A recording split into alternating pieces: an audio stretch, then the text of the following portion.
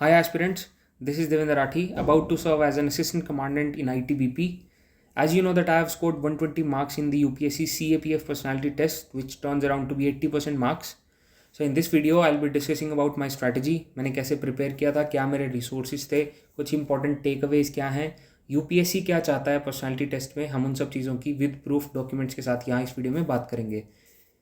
तो बेसिकली पहले मैंने ऐसा सोचा था कि सभी कुछ एक वीडियो में डाल दूं, बट अभी मैंने ऐसा सोचा है कि हर चीज़ जो इंपॉर्टेंट है उसको अलग अलग वीडियोस में बना के डाल दूंगा। फॉर एग्जांपल इस वीडियो में मेरी स्ट्रैटेजी और कुछ इंपॉर्टेंट चीज़ें, एक अलग से वीडियो बनाऊंगा जिसमें मोस्ट पोटेंशियल क्वेश्चंस जो हैं डैफ के बेसिस पे, बैकग्राउंड के बेसिस पे, बॉर्डर इश्यूज़, वो सब एक सिंगल वीडियो में डाल दूंगा।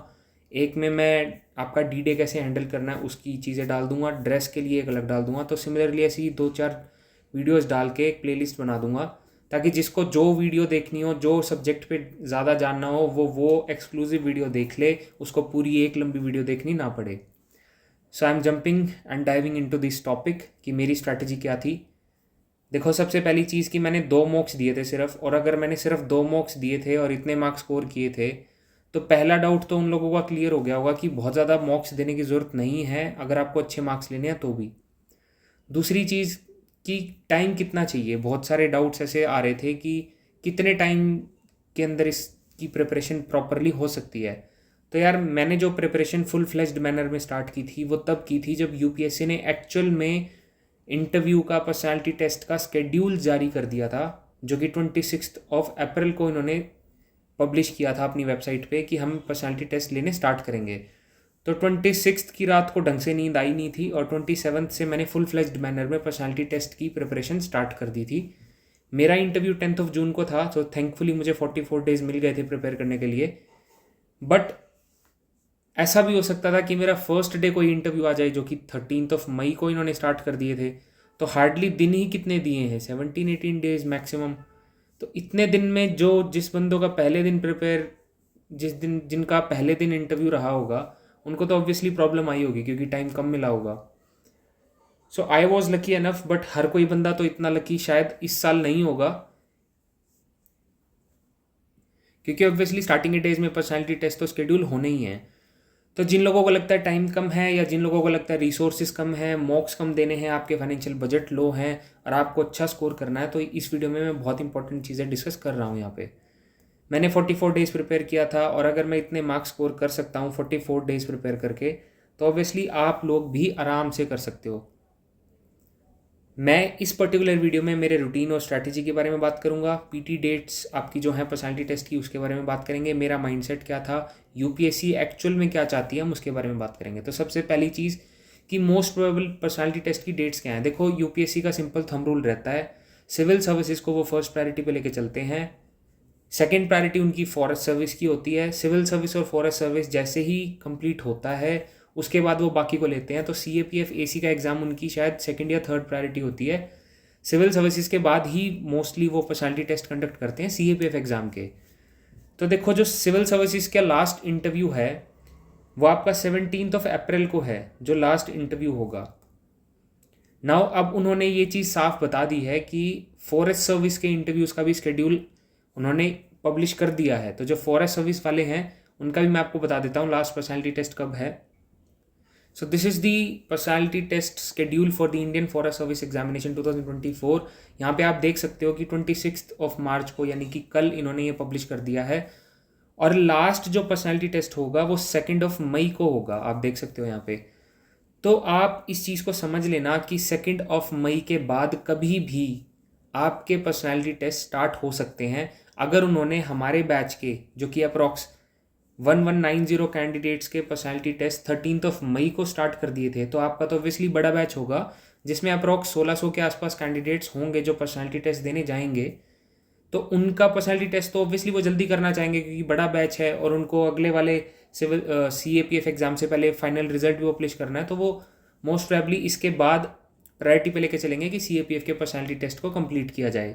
तो जितने लोगों ने प्रिपरेशन अभी तक स्टार्ट नहीं किया था या हल्के में ले रहे थे, अब स्टार्ट कर देना, क्योंकि बहुत ज़्यादा टाइम नहीं बचा है। अप्रॉक्स मान के चलना कि आपके पास हार्डली 45 डेज़ के आसपास का टाइम है, या 50 डेज़ मैक्स। तो प्रिपेयर कर लेना। 44 डेज़ की तो मैं ही बता दूंगा कि कैसे करना है, और दिन मिलेंगे तो आपके लिए बोनस होगा। अब बात कर लेते हैं कि यूपीएससी एक्चुअल में क्या चाहती है। देखो, जो यूपीएससी की 2 नोटिफिकेशंस पब्लिश होती हैं, पहली जो वो अपनी खुद की वेबसाइट पर डालते हैं, और एक जो इंडियन गैजेट है उसमें एक एक्स्ट्रा ऑर्डिनरी नोटिफिकेशन भी पब्लिश होती है जिसमें काफ़ी चीज़ें होती हैं। तो वो वाली जो नोटिफिकेशन थी जो गैजेट में पब्लिश हुई थी, मैंने वहाँ से ये लिया हुआ है, आप चाहो तो आप भी डाउनलोड करके देख सकते हो। यहाँ उन्होंने बताया है कि वो पर्सनालिटी टेस्ट में क्या पूछना चाह रहे हैं कैंडिडेट से, वो क्या देखते हैं। तो यहाँ इन्होंने साफ लिखा हुआ है कि हम एक बोर्ड बनाएंगे जिसमें कि कॉम्पिटेंट एंड अनबाइस्ड पर्सन होंगे। बेसिकली 4 लोग होते हैं। कौन लोग हैं, किस हिसाब से सिलेक्शन है, बोर्ड क्या है, मैंने इसके ऊपर अलग से एक वीडियो डाल रखी है, आप वो देख सकते हो। और जो कैंडिडेट्स होंगे उनसे क्वेश्चंस पूछे जाएंगे उनके खुद के फील्ड के बारे में। फॉर एग्जांपल, आपने जो ग्रेजुएशन पोस्ट ग्रेजुएशन की है उसके बारे में, and matters of general interest, जैसे कि करंट अफेयर्स हो गया आपका, बॉर्डर गार्डिंग फोर्सेस के बारे में पूछ लेंगे, बॉर्डर्स पे क्या इश्यूज़ है वो पूछ लेंगे, या इस टाइप के कई अलग इश्यूज़ पूछ लेंगे related to national security and internal and external security, और आपकी क्या अंडरस्टैंडिंग है चीज़ों को लेके, वो सब। उसके बाद में इन्होंने लिखा है कि ये सिर्फ आपकी मेंटल कैलिबर को जज नहीं करेंगे, ये आपके सोशल ट्रेट्स को भी देखेंगे और आपकी कैरेक्टर क्या है उसको भी देखेंगे। फॉर एग्जांपल, क्या आप किसी भी तरह का डिस्क्रिमिनेशन करते हो, या फिर आप किसी तरह से बायस्ड हो, क्या आपका पेट्रियार्कल माइंडसेट है, आप एक न्यूट्रल कैंडिडेट हो या नहीं हो, बस उनको वो चाहिए। उनको एक सूटेबल कैंडिडेट चाहिए जिसका सिर्फ मेंटल कैलिबर चेक नहीं होगा, जिसके सोशल ट्रेट्स और इंटेग्रिटी ऑफ कैरेक्टर भी चेक किया जाएगा। तो सिर्फ पढ़ाई ही ये इस चीज़ का सोल्यूशन नहीं है इंटरव्यू को क्लियर करने का, आपकी पर्सनालिटी भी ओवरऑल एक बैलेंस्ड पर्सनालिटी होनी चाहिए। तो इस चीज़ का ध्यान रखना। नेक्स्ट चीज़, देखो मैं हर चीज़ तो नहीं बताऊंगा क्योंकि बहुत लंबा वीडियो हो जाएगा, आप वीडियो को पॉज करके इन चीज़ों को पढ़ के अपने हिसाब से इंटरप्रेट कर लेना।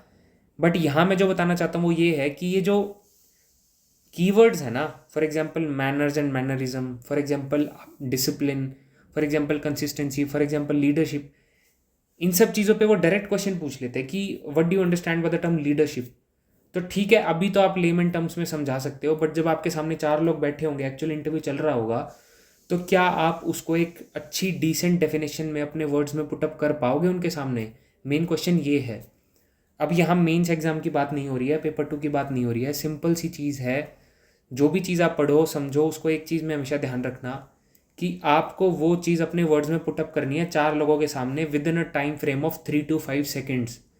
तो वो अगर आप कर पा रहे हो तो ठीक है, वरना कितना ही ज्ञान ले लेना किसी का कोई फ़ायदा नहीं है। और वहाँ पे आपको देखा जाएगा, 4 लोग आपके हैंड मूवमेंट्स, आपके पैर किस हिसाब से, आप हिल तो नहीं रहे हो, या फिर आप स्टैमर तो नहीं कर रहे हो, आप फंबल तो नहीं हो रहे हो, वो सब चीज़ें थोड़ा बहुत देखते हैं वो।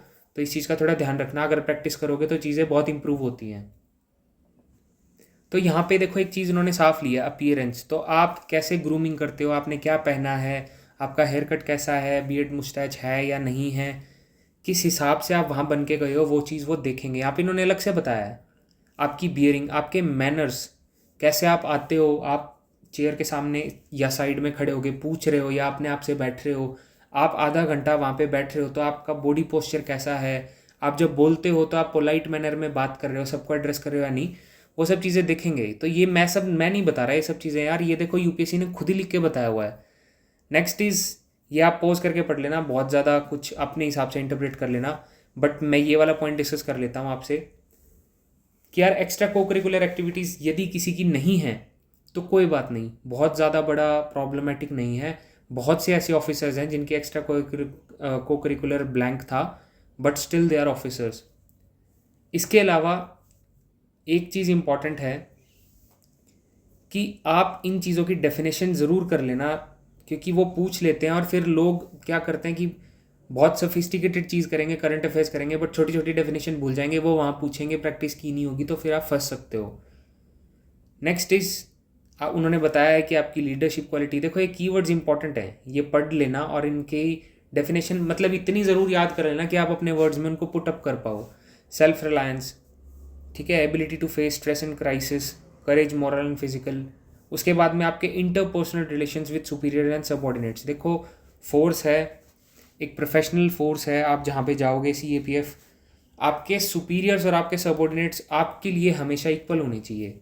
इस चीज़ का हमेशा ध्यान रखना, क्योंकि आपके जो सबऑर्डिनेट्स हैं ना, आप उनके लिए उनकी फैमिली फिगर हो, आप उनके गार्जियन हो, तो आपको उनके हिसाब से वो भी आपके हिसाब से चलेंगे, बट आपको उनको ध्यान में रखते हुए ही चलना है। तो ये चीज़ आपके दिमाग में ज़रूर होनी चाहिए।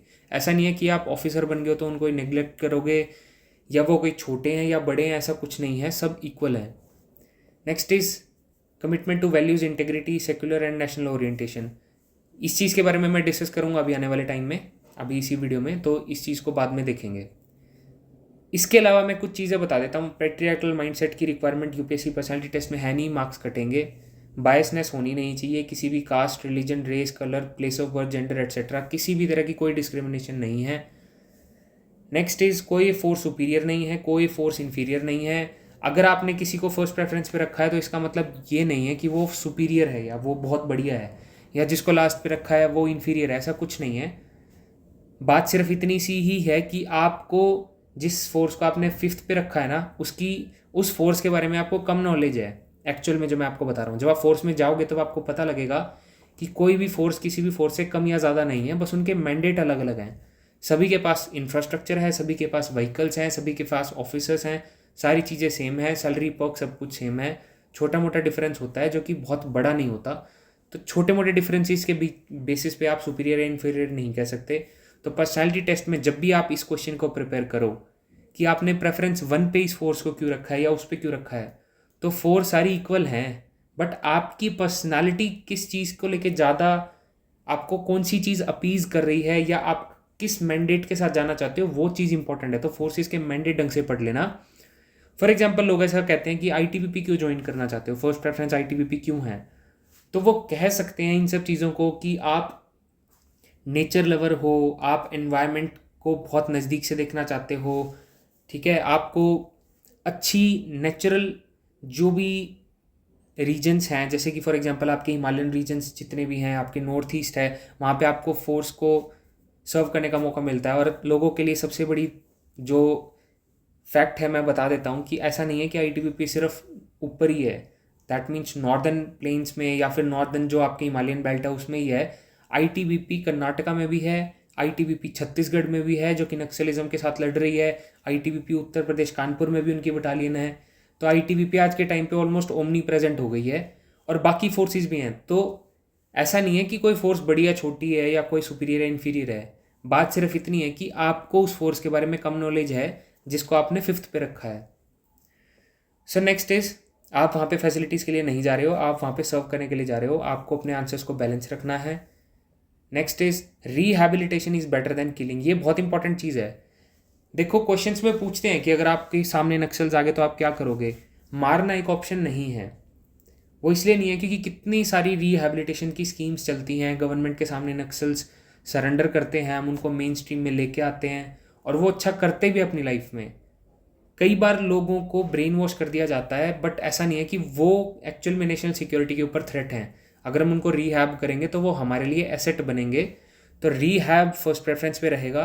अगर हमारे ऊपर कोई फायर कर रहा है, अगर हमको कोई हार्म कर रहा है तो फिर ठीक है, वो अलग बात है कि गोली का जवाब गोली से देंगे, वो बाद की बात है। बट पहली प्रायोरिटी रीहैब की है, ये चीज़ ध्यान रखना, एसआरटीज़ में इंपॉर्टेंट है ये। और अगर हमारे पास एनएसए है, नेशनल सिक्योरिटी एक्ट, तो हमारे पास आर्टिकल 19 और 21 भी है जिसका हमें ध्यान रखना है। तो हमको एक बैलेंस्ड अप्रोच लेके चलनी है। ये चीज़ें बहुत इंपॉर्टेंट है क्योंकि मेरे पर्सनैलिटी टेस्ट में इन चीज़ों से काफ़ी चीज़ें पूछी थी और मैंने बैलेंस्ड अप्रोच रखी थी, शायद इसीलिए ही मुझे ठीक ठाक मार्क्स मिले हैं। अब बात कर लेते हैं मेरी रूटीन और मेरी स्ट्रैटेजी के बारे में। इस स्ट्रैटेजी और रूटीन से मैं कुछ इंपॉर्टेंट चीज़ें आपको समझाने की कोशिश करूँगा, बस वो समझना। हर एक का रूटीन अलग होता है, हर एक का रूटीन और स्ट्रैटेजी सब्जेक्टिव है, अपनी चेंज मत करना। अगर मेरी स्ट्रैटेजी से आपको कुछ सीखने को मिल रहा है तो उसको थोड़ा बहुत चेंज कर सकते हो, आप अपनी स्ट्रैटेजी में इनकलकेट कर सकते हो, बट चेंज मत करना मेरे हिसाब से, क्योंकि हो सकता है आपकी स्ट्रैटेजी मेरी वाली से भी बेटर हो। 6:30 बजे के आसपास तक मैं उठ जाता था और फ्रेशन अप होके फिर मैं पैदल जाता था लाइब्रेरी, जो कि 2.5 किलोमीटर दूर थी मेरे घर से। पैदल मैं किसी पर्पज़ से जाता था क्योंकि मेरी 30 to 40 मिनट्स की एक वॉक होती थी, और उस वॉकिंग टाइम में मैं कुछ इंपॉर्टेंट चीज़ें करता था, वो मैं बताऊँगा आपको। 8:30 से 10, 1-1.5 घंटा मैक्सिमम लगता था। न्यूज़पेपर मैं सिर्फ इंडियन एक्सप्रेस फॉलो करता था, उसको करता था विद नोट्स। मैंने प्रॉपर नोट्स बनाए थे ताकि लास्ट में जब आपका पर्सनैलिटी टेस्ट नज़दीक आएगा ना, तो आपको न्यूज़पेपर के नोट्स हैंडी फॉर्म में चाहिए, ताकि आपने एक रजिस्टर खोला, उसमें से सब कुछ पढ़ा, रिकॉल किया और बात खत्म। क्योंकि न्यूज़पेपर तो इतने रख नहीं सकते बाद में आप। बाकी जो मेरा टाइम होता था दिन का 5:30 या 6 बजे तक, मैं उसमें ग्रेजुएशन के बारे में या फिर internal security, external security etcetera, या फिर मैं रिवीजन करता था, जो जनरल सब्जेक्ट्स हैं वो सब पढ़ता था related to the personality test. 6 बजे के आसपास मैं फिर लाइब्रेरी से निकल जाता था, आधा घंटा मैं फिर चल के आता था वापस अपने घर, और इस आधे घंटे में भी इंपॉर्टेंट काम करता था, हर मिनट को यूटिलाइज करता था। वो मैं आपको बताऊँगा क्या करता था। घर आने के बाद या तो रिवीजन या डिस्कशन या फिर मॉक्स देखता था, ताकि मैं अपना बॉडी पोस्चर ठीक करूं, या वो किस हिसाब से बात कर रहे हैं, आई कांटेक्ट कैसा, वो सब चीज़ें सीखता था। क्योंकि जब आप चीज़ें देखते हो ना तो सबकॉन्शियसली आप बहुत सारी चीज़ें सीखते हो। तो मैं टाइम वेस्ट तो बिल्कुल नहीं करता था, कुछ ना कुछ करता था, और इस हिसाब से करता था कि एक बैलेंस बने और मैं बोर भी ना हूँ। अब मेरी स्ट्रैटेजी का जो बेस्ट टाइम है वो ये था कि जो मैं घर से लेके लाइब्रेरी जाता था और लाइब्रेरी से लेके घर आता था, इस टाइम ने मेरे को मेरे पर्सनालिटी टेस्ट में बहुत ज़्यादा हेल्प किया है। अगर मैं ये नहीं करता ना तो मेरा पर्सनालिटी टेस्ट शायद हो सकता है इतना बेटर ना जाता। उसका रीज़न बताता हूँ। जब मैं अपने घर से लाइब्रेरी जाता था तो इस 30 to 40 मिनट्स की वॉकिंग में मैं सिर्फ ये सोचता था कि मेरे से क्या क्वेश्चन वो पूछ सकते हैं। देखो, आपके जो क्वेश्चंस आपसे पूछे जाएंगे ना पर्सनालिटी टेस्ट में, वो आप खुद ही आइडेंटिफाई कर सकते हो, खुद से ही। आपको किसी और से पूछने की ज़रूरत नहीं है, या अपना डेफ किसी और को दे के पूछने की ज़रूरत नहीं है। अगर आपने मेरी माइंडसेट वाली वीडियो देखी है, अगर आपको पता है कि क्या जेन्युइन क्वेश्चंस हैं और क्या फालतू के क्वेश्चंस हैं, अगर आप इतना सेग्रीगेट कर पा रहे हो, तो आप खुद से ही अपने क्वेश्चंस फ्रेम कर सकते हो। और मैंने यही एक्सरसाइज की थी। मैं डेली बेसिस पे अपने घर से निकलते टाइम में ये सोचता था कि वो मेरे से क्या ही क्वेश्चन पूछ सकते हैं। फॉर एग्जांपल, मैं सैनिक स्कूल से हूँ, तो कितने सैनिक स्कूल्स हैं, सैनिक स्कूल जो 100 सैनिक स्कूल्स बनाने की बात हुई थी उसके रिगार्डिंग, मतलब जितना मेरा दिमाग चलता था, जितना मैं करंट अफेयर्स पढ़ता था, जो मैं सोच सकता था उतना सोच के लेवल 3 तक काउंटर क्वेश्चंस के नोट्स मैंने प्रॉपर बनाए थे। और इस चीज़ ने मुझे बहुत ज़्यादा हेल्प की थी, क्योंकि ये ही ना मैं करता तो मुझे कैसे पता लगता कि मेरे क्वेश्चंस क्या थे। And believe me, 90% of the questions मेरे से जो पर्सनैलिटी टेस्ट में पूछे गए थे वो मोर और लेस इन्हीं क्वेश्चंस के नियर अबाउट थे जो मैंने इन 30 से 40 मिनट में सोचे थे। इसलिए मुझे इंटरव्यू में आंसर देते टाइम बहुत ज़्यादा सोचना नहीं पड़ा, और मेरे लिए ईजी हो गया था मार्क्स स्कोर करना। वेयर एज जब मैं लाइब्रेरी से घर वापस जाता था तो मैं एक्टिव रिकॉल करता था, सोचता था, बार बार याद करता था कि मैंने दिन में क्या पढ़ा है। क्योंकि आपने क्या पढ़ा है वो इम्पोर्टेंट नहीं है, आपके पास रेडिली आपके दिमाग में कितना है अभी, वो इम्पॉर्टेंट है कि आपने रिवाइज कितना किया है। मैं इसका एक एग्जांपल देता हूँ। फॉर एग्जांपल, मैंने अपने टाइम पे पढ़ा था कि कोई अमेठी में प्लांट लगना था, रशिया और इंडिया का जॉइंट वेंचर था। AK-203 जो वेपन्स हैं, असॉल्ट राइफल, वो बनानी थी। वो 6 लाख के आसपास कोई राइफल्स थी जो बनानी थी। तो देखो, मुझे अभी तक वो याद है। तो ये जो फैक्ट्स होते हैं ना कि कौन सी राइफल बन रही है, AK-203 राइफल, ये जो फैक्ट्स होते हैं ना, कितनी बनी है, कहाँ बनी है, अमेठी में बनी है, ये चीज़ें आपको तब याद रहेंगी जब आपने बहुत ज़्यादा रिवाइज किया होगा और प्रैक्टिस किया होगा। वरना आपने ऊपर ऊपर से पढ़ा होगा तो आपको दिमाग में बस इतना ही आएगा कि हाँ, कोई AK नाम की राइफल थी, ऐसे बनी थी। और ये सब चीज़ें अगर आप इंटरव्यू में जाके बोलोगे या वहाँ अपना आंसर फ्रेम करने की कोशिश करोगे और आपको फैक्ट्स नहीं मिलेंगे तो आप फंबल करोगे।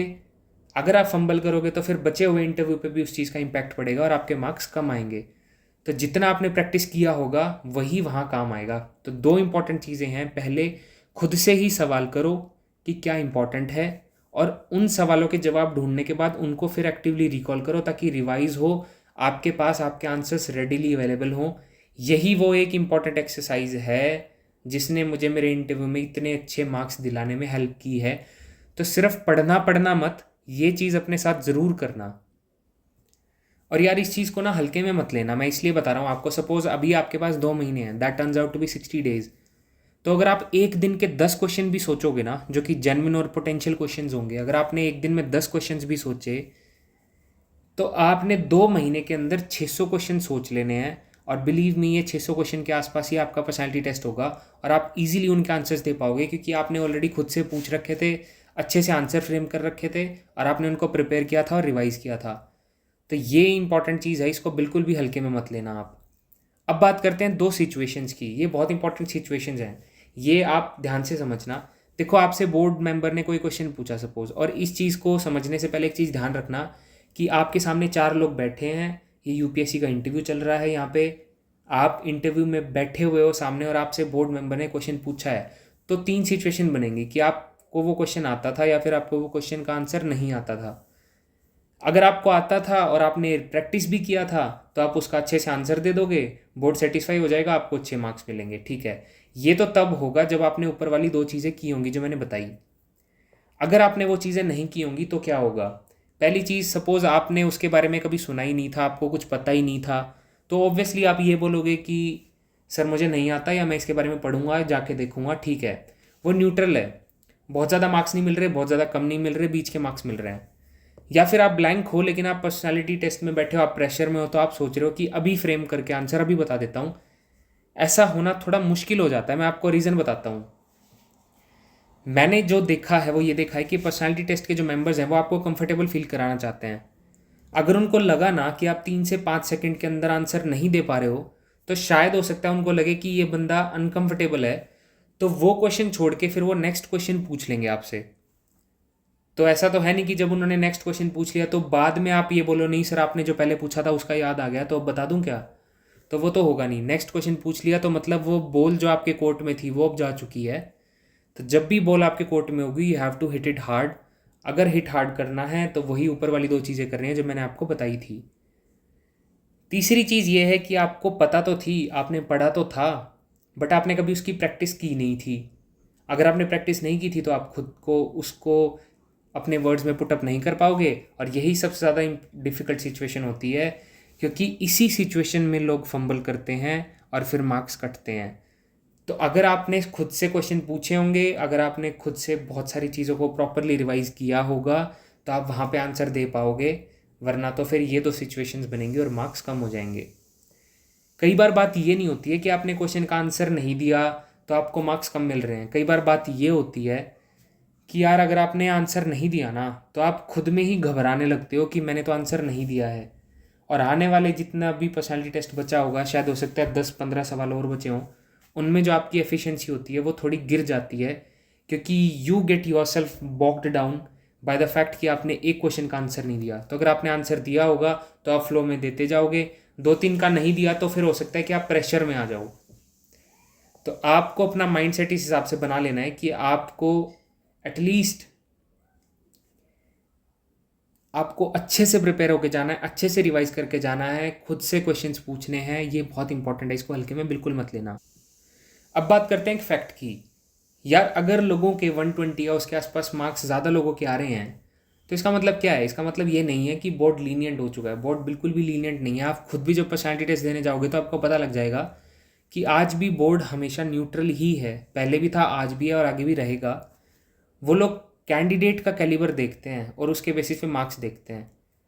बट आपको लगे कि यार नहीं, बोर्ड ने अब तो सभी लोगों को ऐसे मार्क्स मिल रहे हैं, तो ऐसा नहीं होता है भाई। लोग ज़्यादा अवेयर हो चुके हैं, उनको पता है कि पर्सनैलिटी टेस्ट की इंपॉर्टेंस क्या है।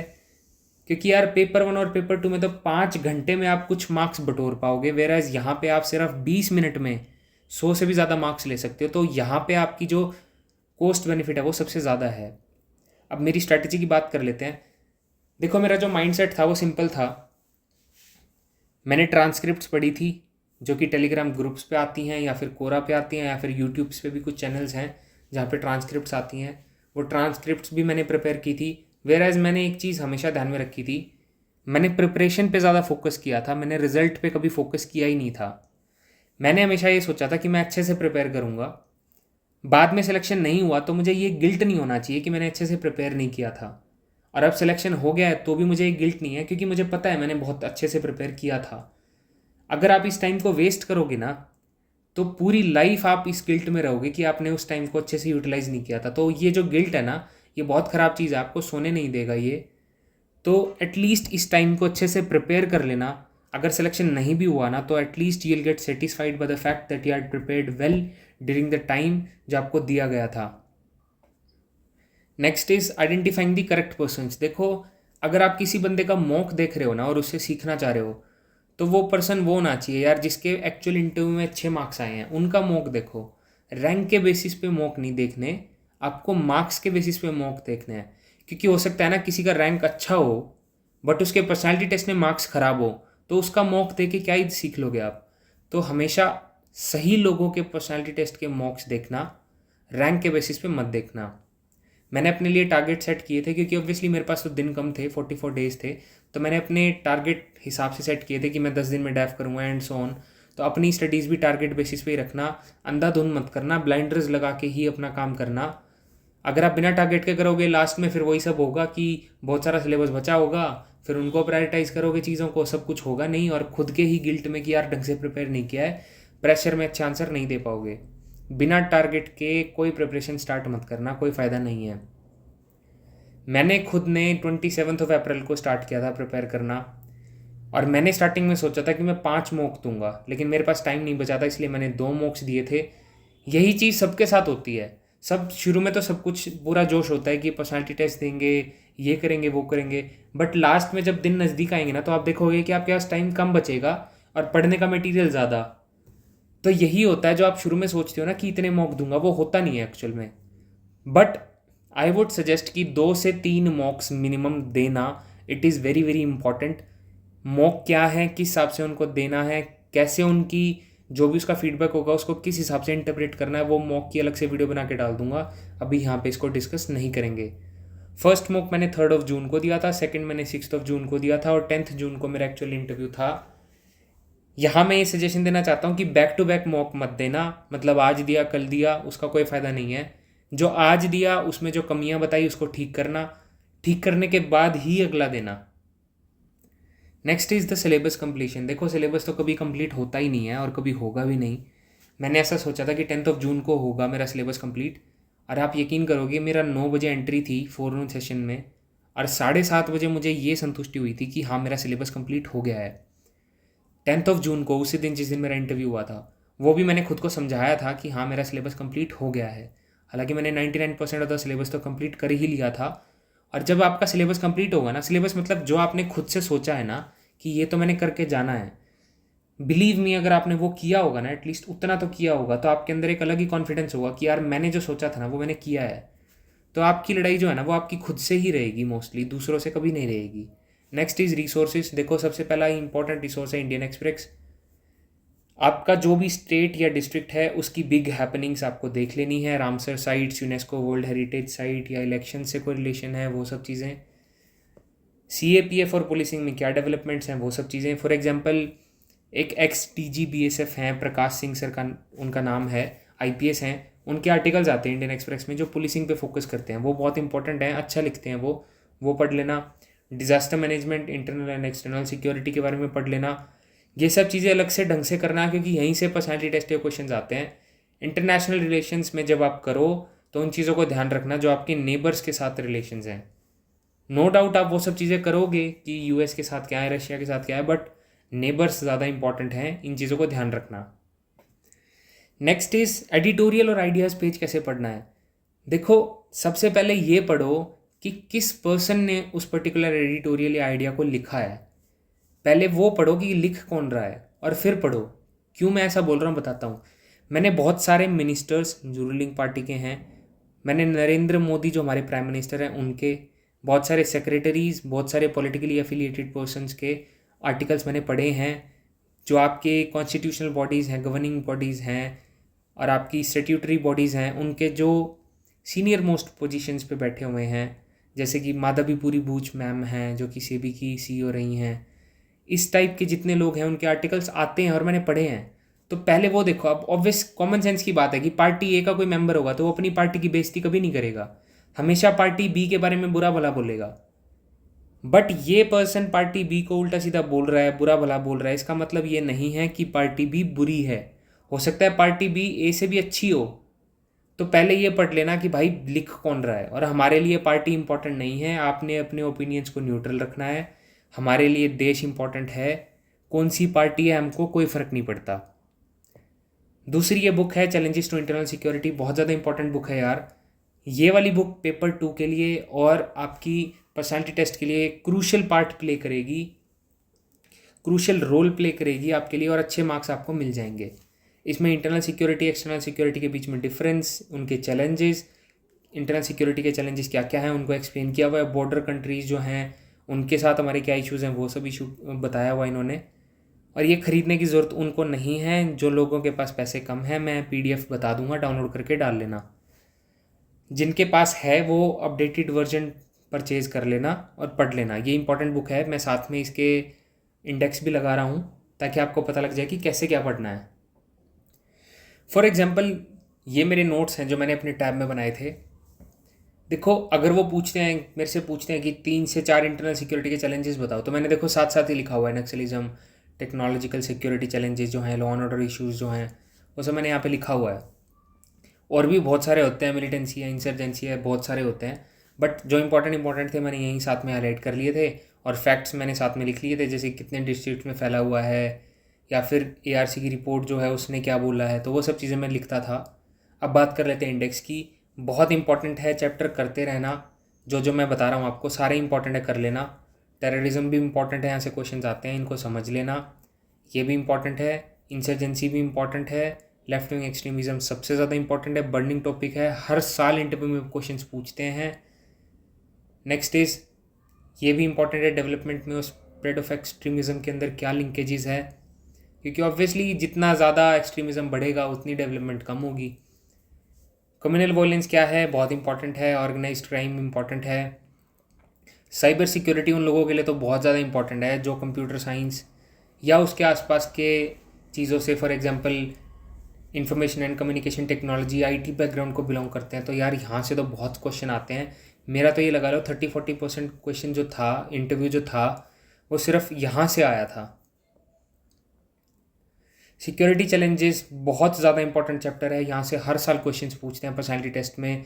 सिक्योरिटी फोर्सेस क्या हैं, उनके मैंडेट्स क्या हैं, ये ढंग से कर लेना। इनफैक्ट मैंने तो इस लेवल तक कर लिया था कि कितनी फोर्सेस के DG हैं वो तो सब करते ही हैं, बट मैंने ये भी प्रिपेयर किया था कि हर फोर्स में पर्सनल कितने हैं, हर फोर्स का बजट कितना है, और हर फोर्स में एक पर्सनल के लिए एवरेज बजट कितना एलोकेट होता है, ताकि ये पता लगे कि कौन सी फोर्स को ज़्यादा पैसे मिल रहे हैं और उसके पीछे का रीज़न क्या है।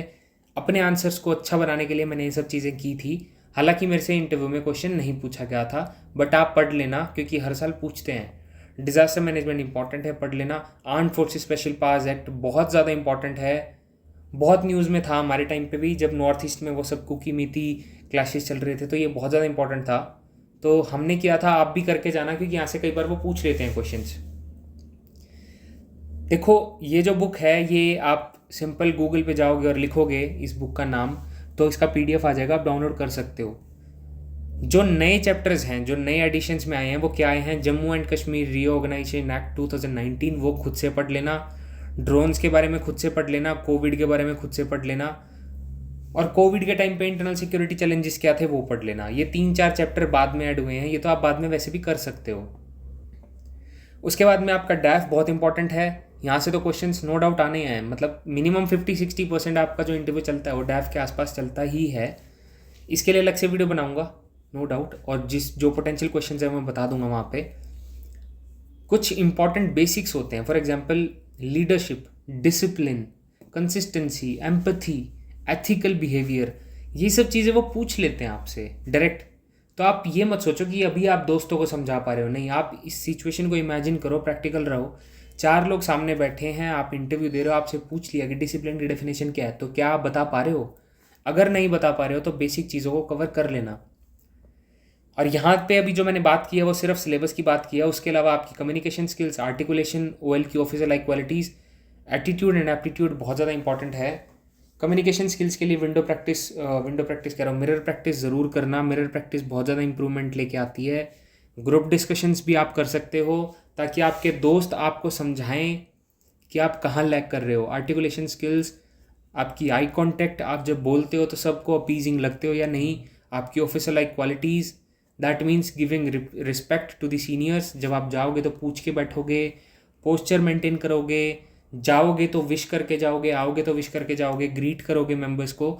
ये सब चीज़ें OLQ हैं। आपकी यूनिफॉर्म सेंस क्या है, आप किस हिसाब से चीज़ों को ट्रीट कर रहे हो। ज़रूरी नहीं ना यार कि हर चीज़ आप उस रूम में ही करोगे जहाँ इंटरव्यू हो रहा है, नहीं। आप जिस दिन इंटरव्यू देने जाओगे, आप अपने साथ उन लोगों के साथ बैठोगे जो आगे आने वाले टाइम में असिस्टेंट कमांडेंट्स बनेंगे, तो उनके साथ भी एक अच्छा रिलेशन डेवलप करो, वो भी एक ऑफिसर लाइक क्वालिटी है। एक चीज़ का हमेशा ध्यान रखना, एक गुड लिसनर आपका ज़रूर आप होने चाहिए। रीज़न इज़, कई बार वो क्वेश्चन बहुत लंबा पूछते हैं। फॉर एग्जांपल मेरे से ये क्वेश्चन पूछा था कि आप सैनिक स्कूल से हो, सैनिक स्कूल में तो बहुत अच्छे अच्छे डिग्निटरीज हैं, 1-2 एग्जांपल भी दिए थे। फिर सैनिक स्कूल की 2-4 महानताएं बताई और उसके बाद ये पूछा, तो आपको नहीं लगता आपको एनडीए सीडीएस में जाना चाहिए था? तो एक्चुअल क्वेश्चन तो ये है ना यार कि मुझे एनडीए सीडीएस में जाना चाहिए था। ये थोड़ी है कि उन्होंने मुझे ये बताना चाहिए कि बड़े बड़े लोग कौन पास आउट हुए वहाँ से।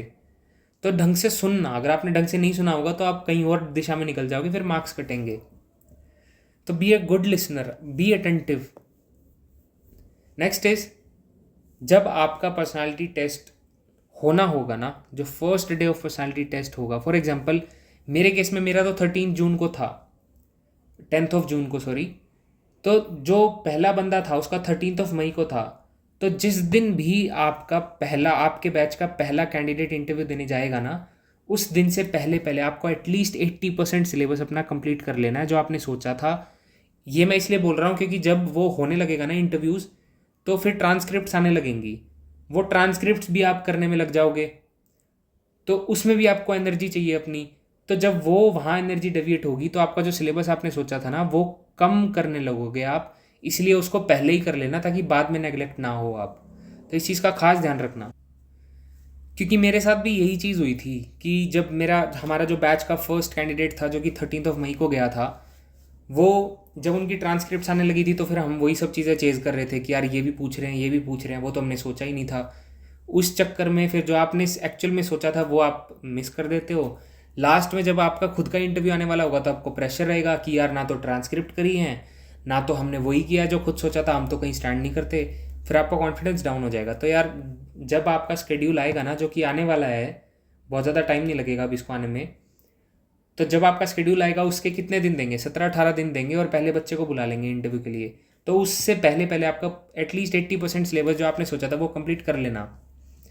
इसके बाद जो आपकी दूसरी वीडियोज़ हैं, फॉर एग्जांपल मॉक्स, उनको मैं अलग से डिस्कस करूँगा। Dress code, handling the D day, कैसे आपको डी डे पे किन चीज़ों का ध्यान रखना है, और मोस्ट पोटेंशियल क्वेश्चन की अलग अलग वीडियो डालूंगा ताकि आपकी पर्सनालिटी टेस्ट में मैं जितनी हो सकता है खुद ट्रेनिंग पे जाने से पहले जितनी हेल्प हो सकती है उतनी करने की कोशिश करूँ।